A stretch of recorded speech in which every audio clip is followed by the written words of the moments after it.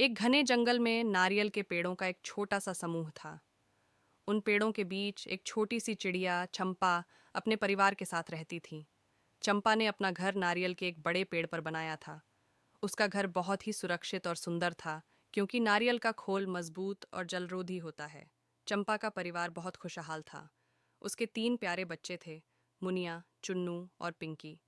चंपा और उसके पति राधे हर दिन मिलकर बच्चों के लिए खाना ढूंढते थे और उन्हें सुरक्षित रखने का प्रयास करते थे। लेकिन एक दिन अचानक भारी बारिश शुरू हो गई। बारिश इतनी तेज थी कि पूरा जंगल जलमग्न हो गया। नदी उफान पर आ गई और बाढ़ की स्थिति बन गई। चंपा और राधे चिंतित हो गए। उन्होंने अपने बच्चों को सुरक्षित रखने के लिए उपाय सोचने शुरू किए।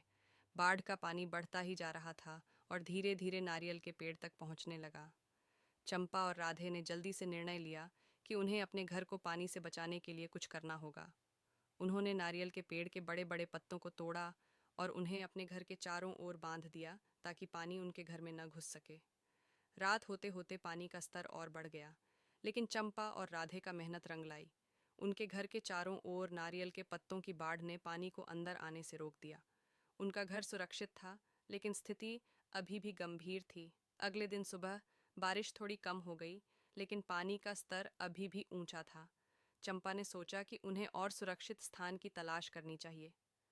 उसने अपने बच्चों को समझाया कि वे उड़ने के लिए तैयार हो जाएं।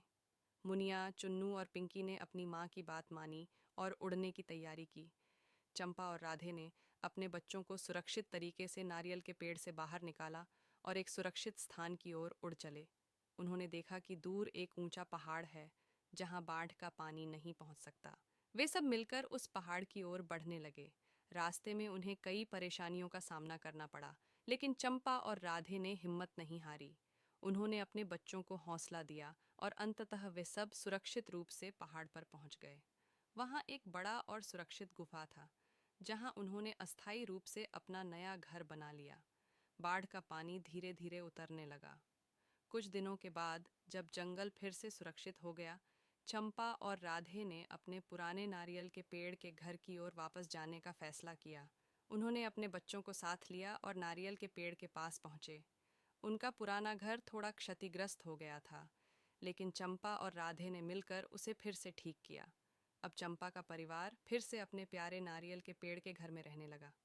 इस कठिन समय ने उन्हें सिखाया कि परिवार का साथ और साहस हर मुश्किल का सामना कर सकता है। नारियल का घर अब उनके लिए केवल एक घर नहीं, बल्कि एक सुरक्षित आश्रय स्थल बन गया था, जहां उनका परिवार एकजुट और सुरक्षित रह सकता था। और इस प्रकार चंपा और उसका परिवार हमेशा के लिए एक साथ खुशहाल रहने